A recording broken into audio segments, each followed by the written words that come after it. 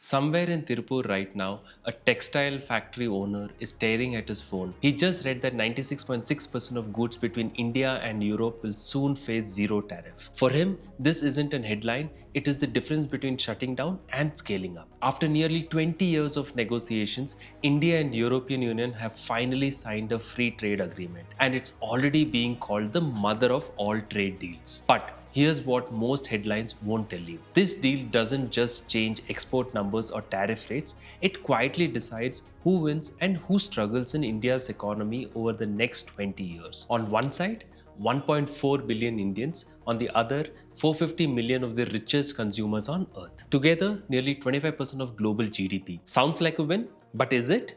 Will Indian businesses actually benefit or get crushed by European competition? Will things really get cheaper for you? And if you're an NRI watching this, why does this deal matter to your money at all? Let's break down what really changes beyond the hype. By the way, I'm Nikhil. I'm a chartered accountant by profession with nearly 2 decades of experience with EY, PwC, and one of India's top wealth management firm before launching my own startup. And this is Finicky, where we simplify money the same way I practice it. Now let's understand what this deal actually is. Think of international trade like a highway. Every country puts up toll booths.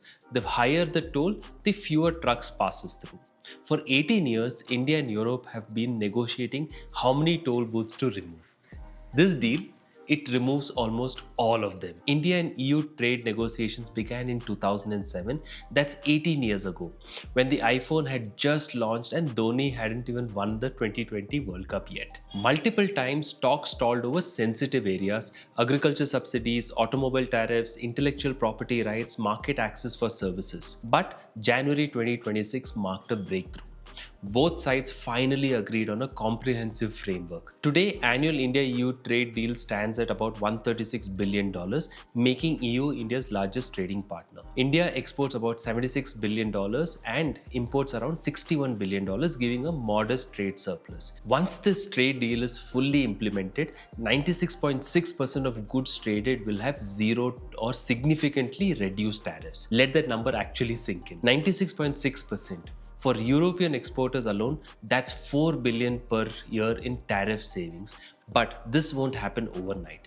The agreement needs ratification and is expected to come into force around 2027. That's not 10 years away, that's just a year away.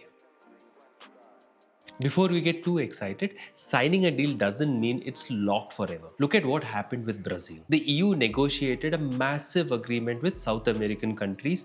Leaders celebrated, champagne was popped, then farmers protested. Environmental groups objected, France refused to support it.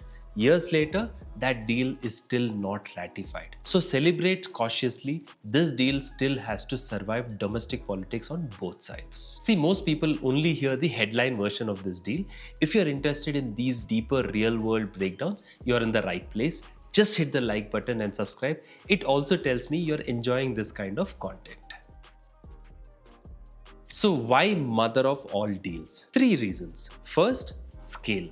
The EU isn't one country, it's 27 advanced economies with a combined GDP of over 17 trillion. Signing with the EU means signing with Germany, France, Italy, Netherlands all at once. Now here's the perspective.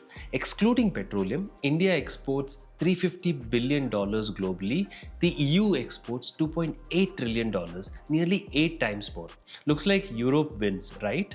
But trade deals aren't about who's bigger today, they are about who grows faster tomorrow. Europe exports high-value goods, machinery, automobiles, medicines. On the other hand, India exports high-volume, lower-value goods, textiles, chemicals, food products. This deal helps India climb the value chain. Second, depth. This isn't about tariffs, it integrates India into European supply chains, service markets, and manufacturing ecosystems.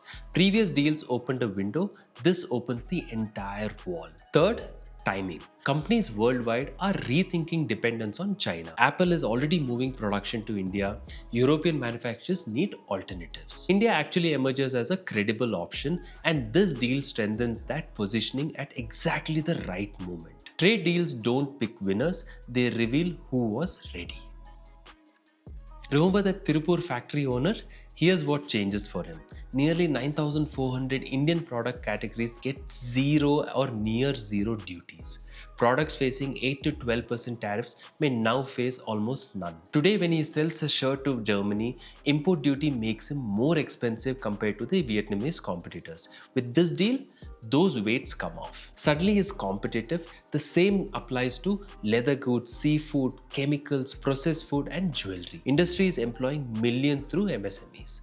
But here's the catch. The EU has the world's toughest standards on environment, labor, and quality. Meeting them requires investment. Europe is offering the door, India has to build the stairs. The hidden upside? Once you meet European standards, you're competitive anywhere. It's like training at high altitude. Some estimates even suggest this deal could unlock $75 billion in additional exports over time.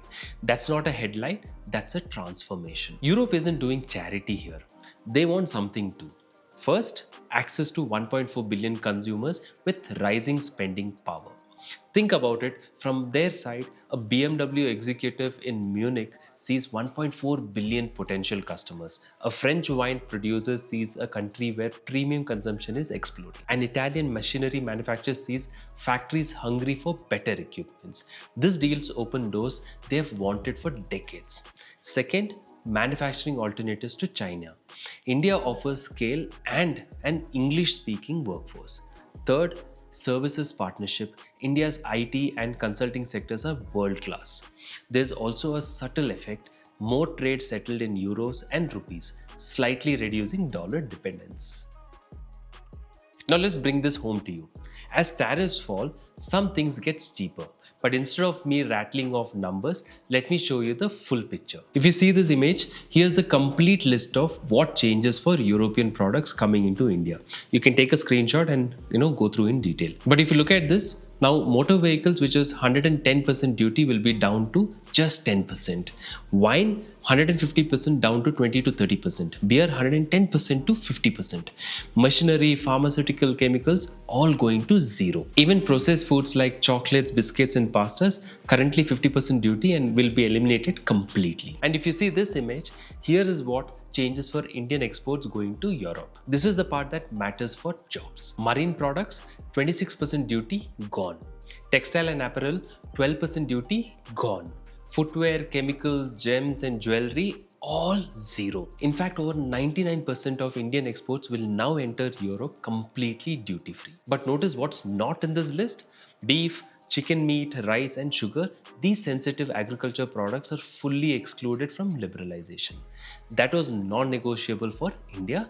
Now, let me put these numbers into perspective. Luxury bag at 30,000 rupees could now drop to 10 to 15,000 rupees only for the same bag. Machinery facing 44% duty, eliminated. Olive oil taxed up to 45%, gradually removed. But it's not just imports. Cheaper European machinery means Indian manufacturers improve quality at lower cost. More competition pushes Indian brands to get better. Don't expect overnight price crashes though. GST remains, logistics remain, benefit arrive gradually. See, every deal has losers. Meet Romesh. He runs a small dairy in Gujarat, third generation business. His grandfather sold milk from a bicycle. His father built small collection network across 2 villages. Now Romesh was supposed to be the one to scale it. Here's his problem. Europe heavily subsidizes dairy.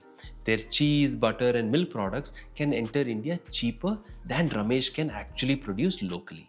He can't compete on price. He doesn't have the factory or government subsidies. For him, this deal isn't opportunity, it's survival. Indian cheese, chocolates, biscuits, they'll compete with European products at the same price point. That's why agriculture remains the most sensitive negotiation point. It's not just economics, it's livelihood, it's families. Companies that upgrade will survive. Those relying only on tariff protection will struggle. The market doesn't care about your legacy. It only cares about your value. Now here's the part most videos skip entirely. If you're watching from abroad, this isn't about cheaper products when you visit home. It's about India's trajectory. Engineering exports could rise up to $25 billion. Textile exports could jump from $7 billion to $35 to $40 billion. That strengthens the economy, supports asset value, builds business confidence. Now that property in Bangalore, its value connects to India's growth. For professional, this opens doors in ID, consulting, logistics, cross-border trade. Your ability to navigate both worlds become a competitive advantage. See, this deal isn't about cheaper wines or luxury cars. It's about where India positions itself as world reorganizes away from China. Trade deals don't create growth automatically, they create opportunities. The real question is, how ready is India to compete in one of the world's most demanding markets? That's why this is called the mother of all trade deals. Not because it creates instant winners, but because it reshapes India's economic directions for the next 20 years. Remember the textile factory owner in Thirpur? If he upgrades his machines and cracks the European market, he could 5x his business. But if he doesn't adapt, he watches competitors take his orders until there's nothing left. And for Romesh in Gujarat, he needs to find his niche. Premium quality, organic certification, something subsidies can't compete with. That's the deal, not a gift, not a threat, just an open door. The question is, who walks through that door? This isn't about cheaper wines, it's about whether India becomes a $10 trillion economy or stays stuck. So here's my question for you.